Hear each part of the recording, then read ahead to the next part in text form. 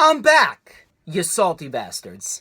Welcome to the Lightning Flash Update Part 2 for June 21st, 2019. I got a lot of different reports from a lot of different sources. So, we're going to start off the news, rumors, and reports with a report from the Wrestling Observer newsletter, and it's on Lars Sullivan. It was recently going around for the past 48 hours, I believe. Wrestling Observer newsletter reported that Lars Sullivan recently underwent an MRI this week. He was out of action outside of Monday Night Raw last week. He's currently been dealing with an injury, and apparently it is more serious than anyone thought. He recently underwent an MRI, and the company believes he will be out 6 to 9 months, although I am unaware if it's a torn meniscus or a torn MCL or ACL. I don't know specifically what it is, but regardless, the company believes he's going to be out of action until 2020, which kind of sucks for Lars Sullivan in more ways than one, because he was really recently starting to get more attention, recently starting to get more notoriety. He was starting to actually get put in storylines on main roster programming, and on top of that, it's going to make it very difficult for Mr. Sullivan to pay off that $100,000 fine for the things that he said 15 years back. So it's definitely going to be tough for Mr. Sullivan for the next 6 to 9 months.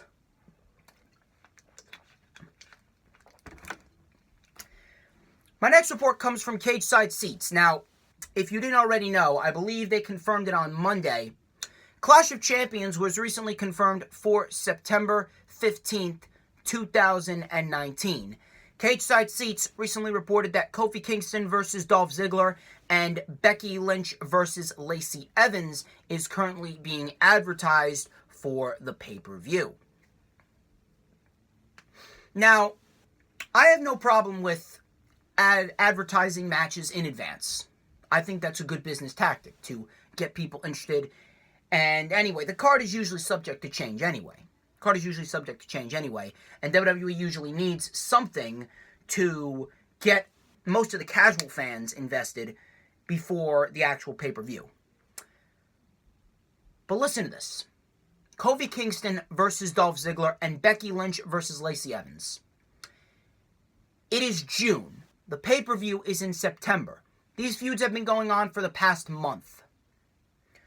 Is anyone genuinely interested in these feuds? Why would you be? Why would anyone be genuinely interested in these feuds?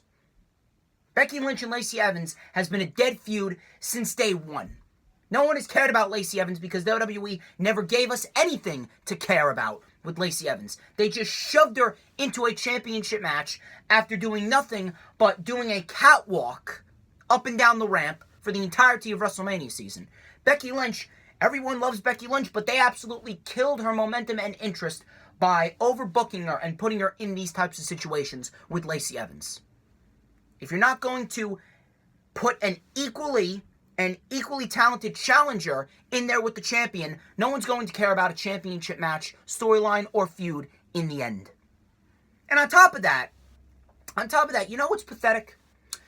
WWE advertising these matches for September. Most likely these matches aren't even going to take place, but it really shows you that WWE literally has no plans for the future. WWE has no plans for the future whatsoever. Hell, I reported not that long ago on the Lightning Flash Update on, what was it? Sometime before Money in the Bank, I believe. I believe it was sometime before Money in the Bank. It was either, sometime before or after Money in the Bank. And I reported on the Lightning Flash Update. That the wild card rule wasn't even in the script the morning of that Monday Night Raw that it was announced. Just shows you that Vince McMahon literally changes things at the snap of his fingers. Vince McMahon is changing things left and right. There's no organization. So WWE has to advertise these matches and these feuds for feuds that are going on in June, advertising for a pay-per-view in September, but they think that this is good and it's going to generate interest. Meanwhile, the two feuds that they have and the two matches that they have advertised for Clash of Champions are completely uninteresting, completely irrelevant. Nobody cares, and yet you want to know you wonder why they're struggling with Stomping Grounds tickets. I actually heard from a source that there's almost 10,000 tickets still available. There's almost 10,000 tickets still available for Stomping Grounds. That's how bad the ticket sales for Stomping Grounds are. And, you can imagine, if this shit keeps up, WWE is going to have the same problem trying to sell out Extreme Rules, trying to sell out SummerSlam, trying to sell out Clash of Champions, so on and so forth. They really got to start planning ahead. You see, Triple H, I know for a fact Triple H has been planning ahead with NXT. He's got a lot of things planned, especially for War Games. More than likely, Triple H already has NXT TakeOver War Games 3 penciled in his head on what the card's going to be come November. Meanwhile, WWE can't even pencil in a card for Stomping Grounds 2 weeks before the actual pay-per-view. They can't even pencil in a good card for Stomping Grounds 2 weeks before the actual pay-per-view. But yet WWE is supposed to be the top dog in the wrestling industry. It's supposed to be the best possible place. The land of opportunity, right? No, it's the land of disorganization. I actually got some news regarding an Impact superstar. Now, I don't usually report on Impact Wrestling, but this seemed like a rather interesting report. PW Insider noted that Killer Kross will not be granted his release by Impact Wrestling despite his desire for as much and Scarlett Bordeaux's release. Now, I don't really know where Scarlett Bordeaux is going to go. Most likely she'll go to AEW. I can see a Scarlett Bordeaux going to AEW, really add some depth to the women's division. Obviously, they're going to need some depth in the women's division since Tony Khan did confirm that they will have women's tag team titles. The world title for the women, is actually being revealed at All Out. Should be rather interesting to see how that plays out. I don't really know what's going on with Killer Kross and Impact Wrestling. As you know, Killer Kross and Scarlett Bordeaux are in a relationship with each other. My only guess as to why Killer Kross will not be granted his release, I'm probably thinking that Impact needs a star like Killer Kross, because Impact has been losing a lot of people. Impact has been losing a lot of people as of lately, and they've really kind of been going downhill. I'm not sure where Impact is going to be going as of lately. It really is just kind of an irrelevant company at this rate. I don't really care about Impact. I don't really think anyone cares about Impact at this rate.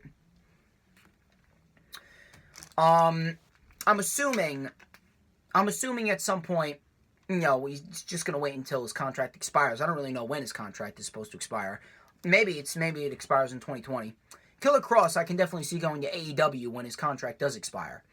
But if I hear any more news and rumors on Killer Kross and his gripes with Impact Wrestling and them not releasing him from his contract, I'll let you guys know. Now, these last two reports really doesn't surprise me at all. These last two reports are pretty much reports that we pretty much already knew, but there was no confirmation of them, but we already knew. Sean Ross Sapp of Fightful, he reported that the Revival, Scott Dawson and Dash Wilder, have recently rejected the latest contract offer from WWE. What did I tell you last week on the Lightning Flash Update? What did I tell you last week on the Lightning Flash Update Part 1? I told you that the Revival were given the Raw Tag Team titles again because WWE is once again trying to get them to sign a new contract. And what happens? 1 week later, this report comes out from Sean Ross Sapp saying that the Revival recently rejected another contract offer from WWE. How long before the Revival loses the Raw Tag Team titles? How long? I actually thought they were going to lose the Raw Tag Team titles at Stomping Grounds. I legitimately thought that they were going to book the Usos versus the Revival at Stomping Grounds, and the Usos were going to win the titles from the Revival. And the Revival were going to be transitional champions for the Usos. I could have bet my life on it. I would have bet my life on it. But WWE apparently didn't do that. Now, they could possibly do that for Extreme Rules. They could possibly do that for Extreme Rules. They could possibly do that for SummerSlam. I wouldn't be surprised if they go ahead with the Revival versus the Usos for SummerSlam. Hell, they could even go with the Viking Raiders versus the Revival. Because the Viking Raiders, they just made their mysterious return after a month of absence. They could go with the Revival versus the Viking Raiders down the line for the Raw Tag Team titles. They're probably going to have the Viking Raiders squash the Revival. And they'll have the Revival lose within 3 minutes. Viking Raiders win the Raw Tag Team titles, and the Revival will be on their way out by 2020. WWE is probably going, or WWE could probably try their asses off. They could have the Revival hold the titles for, 6 months, I would say. And they'll try their asses off to get the Revival to stay.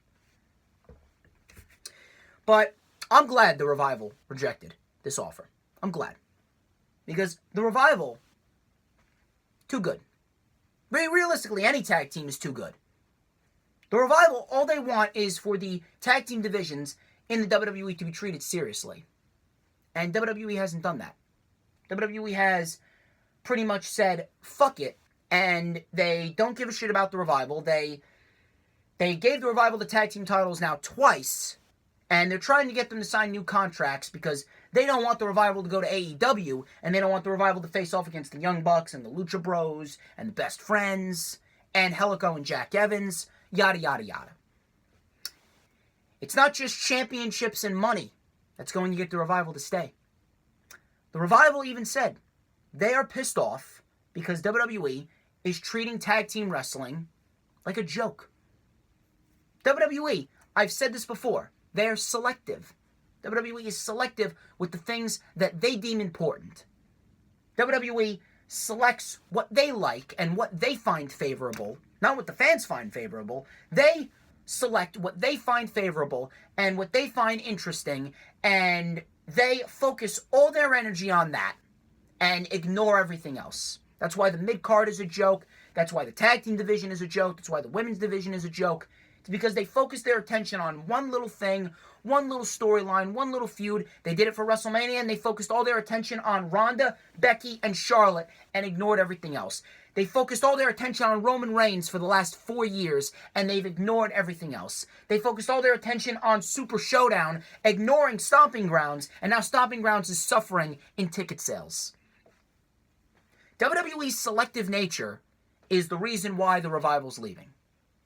If WWE actually put effort into everything and treated everything important like Triple H does, Triple H treating everyone right down to the jobbers in NXT like they are a gold mine. Even Raul Mendoza. Triple H treats Raul Mendoza better in NXT, better than Seth Rollins is treated on the main roster. And that's saying something.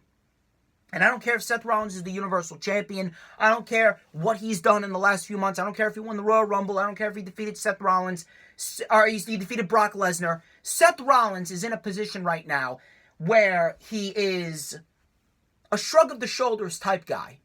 Think about that. The Universal Champion is a shrug of the shoulders type guy, and the Universal Champion isn't doing anything to enhance the show. You know why? WWE has booked Seth Rollins into a position in which he's just uninteresting. WWE's main roster booking has booked nearly everyone on the main roster to a point where they're just uninteresting. They're ordinary, they're boring, they're generic. It's generic shit. Generic, same old shit. It's basically what we get. Meanwhile, Raul Mendoza gets more attention on NXT. Humberto Carrillo's getting booked better on 205 Live. Imagine, I say it all the time. Humberto Carrillo is being booked better on 205 Live, better than 99% of the main roster on Raw and SmackDown. Better than Shinsuke Nakamura, who has been seen since April. Better than Seth Rollins, who's the Universal Champion. Better than Finn Balor, who has been seen since Super Showdown. I don't blame the Revival 1 minute. And you know what? I genuinely hope that when their contracts are up, the Revival leave. And when AEW has its weekly show and the Revival show up in mid-2020 after their contracts are up, my God, you can imagine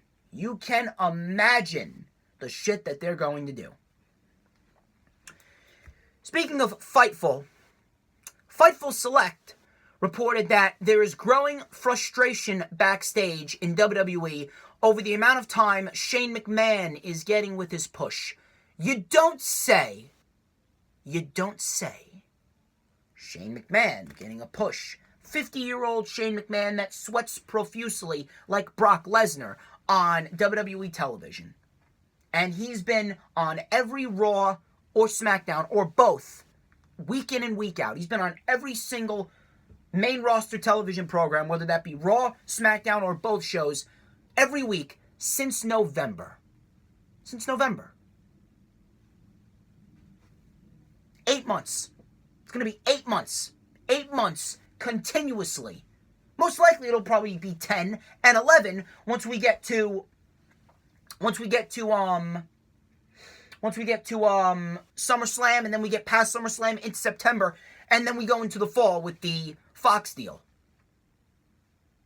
Almost one full year of Shane McMahon being featured on either Raw, SmackDown, or both shows every week in 2019.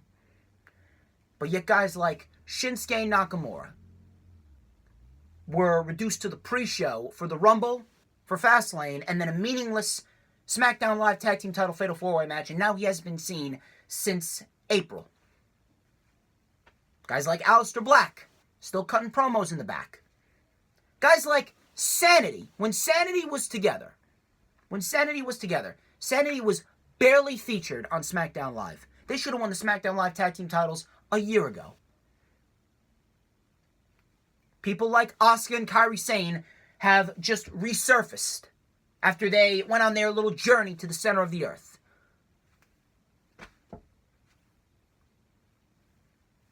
What can I say? Of course there's going to be growing frustration. When the boss's son is the center of attention in 2019, meanwhile, you have all of these NXT call-ups and all this talent that you're not even using. Guys like EC3, guys like Nikki Cross, who is being reduced to a sidekick for Alexa Bliss.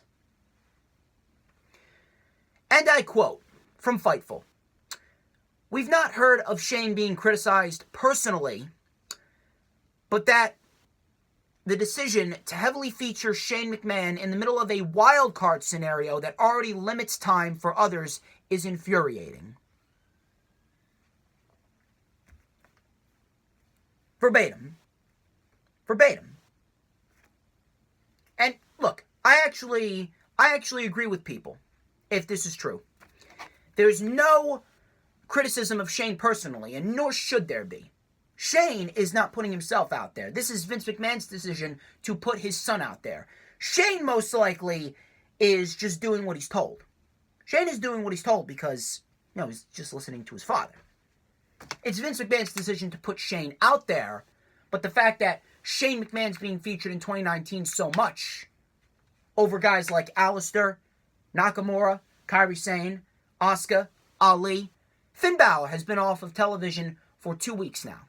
Finn Balor was barely featured on television after Money in the Bank, leading up to his match with Andrade at Super Showdown.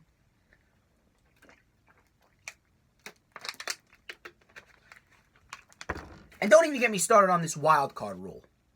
This wild card rule, just as bad. This wild card rule is just as bad as Shane McMahon being featured on television. This wild card rule has done nothing but cater to the top stars, having guys like the Usos, The New Day, Roman, Kofi, McIntyre, Shane, and Miz, and Bryan, and Bayley and Becky. Bayley and Becky and Lacey and Charlotte. That's it. Those are the only wild cards that I can remember, at least. Everyone else? No. Everyone else, no. Everyone else, all the mid-carders, all the lower mid-carders, they're just hanging around, eating catering. They're just hanging around backstage, doing like it's pretty much become a normality. It's pretty much become a normality for like the mid-carders and the lower mid-carders into the jobber sections as well. If you're not one of these top stars, you're either chasing around R-Truth in the fucking 24/7 title, or you're in catering and on main event doing nothing. The Viking Raiders were even reduced to main event. That's what I heard. The Viking Raiders were even reduced to main event. This wild card scenario is already bad enough. This wild card scenario is already making things overly convoluted. This wild card shit is already making things just completely disorganized. This wild card shit's already making things completely disorganized. We really don't need Shane McMahon adding on top of that. The fact that Shane McMahon is on television in the middle of a wild card scenario where they're having all the top stars flip back and forth in desperation to drive ratings up. Meanwhile, WWE in the last couple weeks hasn't even peaked a rating over 2.1 million. It's been barely 2 million. For SmackDown, it's actually been under 2 million. It's actually been 1.9 million average. I really don't know what to say there. I really don't know what I can say that I haven't already said. And then on top of that, Shane McMahon being on television, you really think that this wild card scenario and the disorganization of this wild card scenario added with Shane McMahon featured on television every week, you really think that's going to sit well with the superstars? Asuka, Kairi Sane, Aleister Black, Shinsuke Nakamura, EC3, The Revival. Who else? Literally, almost everyone from NXT. Every recent call from NXT. Nikki Cross. Who else? Heavy Machinery. Outside of the last couple weeks with Heavy Machinery. Ali. Buddy Murphy. Cedric Alexander. All these guys. Ember Moon. Hell, even Ember Moon. Ember Moon and Liv Morgan. All of these superstars. Picture this. You work your way up from NXT and 205 Live. I'll throw 205 Live in there. Buddy Murphy has been seen since Super Showdown. All these superstars, all this talent, all these men, all these women, they bust their asses in NXT. They showcase why they are some of the best wrestlers in the world. They put on phenomenal matches, classic after classic after classic. Ali with the matches with Cedric and Buddy Murphy and Drew Gulak. You got Buddy Murphy with the likes of Cedric, the likes of Tony Nese, the likes of Akira Tozawa. You got Asuka and Kairi Sane. Asuka going on a 900-day undefeated streak. One of the most dominant champions in NXT history. Kairi Sane, great matches with the likes of Shayna Baszler. Just coming off a fatal 4-way match at NXT TakeOver New York, which was phenomenal, by the way, which was actually better than the women's triple threat match at WrestleMania. You got Aleister Black coming off a Match of the Year candidate with Ricochet and the Viking Raiders at NXT TakeOver New York to kick off the show. One of the best tag team matches of the year thus far. And think about this. You work your way up the ladder. You bust your ass. You put on classic after classic after classic. And you are made into this special gem, so to speak. Triple H molds them into these special gems, these sacred fucking gems, and then all of a sudden they get to main roster programming and they're not even featured, overlooked, and thrown to the side for Shane McMahon of all fucking people. Thrown to the side for Shane McMahon. Do you realize how fucking sad and pathetic that is? Thrown to the side, overlooked, not even used for Shane McMahon. Reduced to main event for Shane McMahon. Reduced to catering for Shane McMahon. Reduced to playing cards backstage, most likely, for Shane McMahon. Reduced to coming out and cutting promos during commercials like Buddy Murphy did that one time. Cutting promos during commercial breaks for Shane McMahon. All for Shane McMahon. Do you realize how fucking sad and pathetic that is? Do you realize how exhausting and infuriating that must be. I'm getting exhausted just talking about it. Do you realize how infuriating that must be for the superstars? And you wonder why the Revival want to leave. You wonder why Gallows and Anderson wanted to leave. You wonder why all of these people. You wonder why, and now you wonder why people like Finn Balor. You wonder why people like Samoa Joe. And by the way, if Asuka and Kairi Sane win the women's tag team titles within the next month, it's clear as day that they're doing it with Asuka. And I've said this numerous times before. You wonder why all of these people are getting pushed. You wonder why Zack Ryder and Kurt Hawkins were getting pushed. You wonder why the Revival's getting pushed. You wonder why the Usos got pushed. You wonder why Asuka got a SmackDown Live women's title reign earlier this year. Because WWE is pushing these people out of fear. WWE is pushing these people out of fear because of the simple fact that they don't want them to leave. Even though they never said they weren't happy, WWE is pushing these guys out of fear. Meanwhile, WWE wouldn't have to live in fear. WWE wouldn't have to live in fear, and WWE wouldn't have to be so afraid that people are going to leave if they just used them correctly and they took Shane McMahon away from television. Shane McMahon, heel character, I've said it before and I will say it again, completely overbooked, completely overplayed, should have been used as a one-time deal, a one-match deal. It was meant for a 1-month build towards a WrestleMania Falls Count Anywhere match with The Miz. The Miz should have defeated Shane at WrestleMania, and that should have been it. Now we sit here, 2 months later, going into July in just about 10 days. We're going into July in about 10 days, and Shane McMahon could very well be in the discussion for a WWE Championship match with Kofi Kingston at SummerSlam. That's all I can say. I can't say anything. I literally cannot say anything else. There's literally nothing else for me to say. People, you wonder. People wonder. The people in WWE wonder why people are unhappy, why people want to leave, and why they are so afraid. WWE, again, they wouldn't have to push these people and they wouldn't have to be so afraid if they just utilized them correctly and stopped fucking pushing Shane McMahon and actually focused on the talent that they actually have with them. Get rid of this fucking wild card rule. I really don't know what I can say that I haven't already said. Ladies and gentlemen, that wraps up this edition of the Lightning Flash Update, part number 2. I'd like to thank each and every single one of you who tuned into this video. Follow me on Instagram at TheDJStorms. Follow me on Twitter at Man of Infamy. I want you to go ahead and hit that subscribe button if you haven't already done so. We are over 1,200 subscribers, I believe. Hit that notifications bell with a huge coup de grace. That way you will know whenever I pop up on YouTube. Because whenever I pop up on YouTube, it is the best time to be on YouTube. I want you guys to hit that thumbs up if you haven't already done so. Comment down below what are your thoughts on the Shane McMahon report? Although I have a feeling what everyone's thoughts are on the Shane McMahon report and this Revival report and all the reports going around. Anyway, ladies and gentlemen, if you haven't already checked out the Lightning Flash Update Part 1, link is in the description. Go and check that one out. Later today, 7:30 p.m. Eastern Time, it is going to be the second ever Thunderscope live stream where JV Thunder's performing The Wild and the Young by Quiet Riot. I will also have the rundown for Stomping Grounds up for you guys tomorrow.